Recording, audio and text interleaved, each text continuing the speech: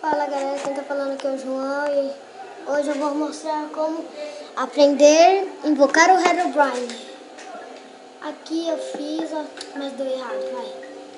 Então coloca 4, 1, 2, 3, 4, 1, 2, 3, aqui 4, 1, 2, 3 e 4, 1, 2, 3 e 4. Aí aqui.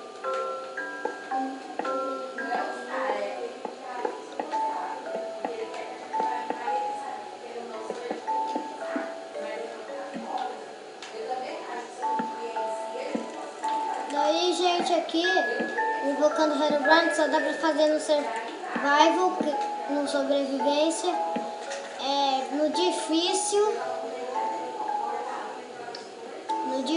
e ou você pega do criativo ou você tenta conseguir, que vai ser mais difícil, né? Pedra de Nether, redstone, silex, ouro, blocos de ouro, enquanto 1, 3, 4, 5, 6, 7, 8 blocos de ouro, muito ouro. Então, que tenha gostado e a gente tá aqui. E vocês lembram, se não dá pra fazer no criativo, aqui só é uma demonstração do vídeo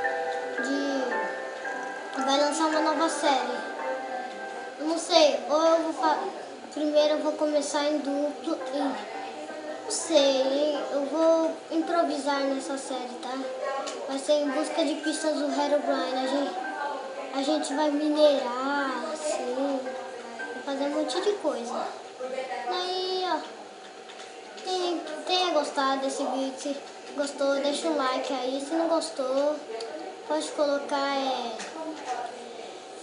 mãozinha que não gostou e sem ser like, que eu entendo, tá? Que senão a aula que mais saiu errada ou não sei o que. Então, esse é mais um vídeo. Tchau, gente, e curtam.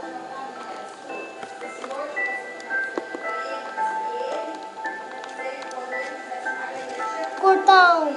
Tchau, que bugou um pouquinho aqui.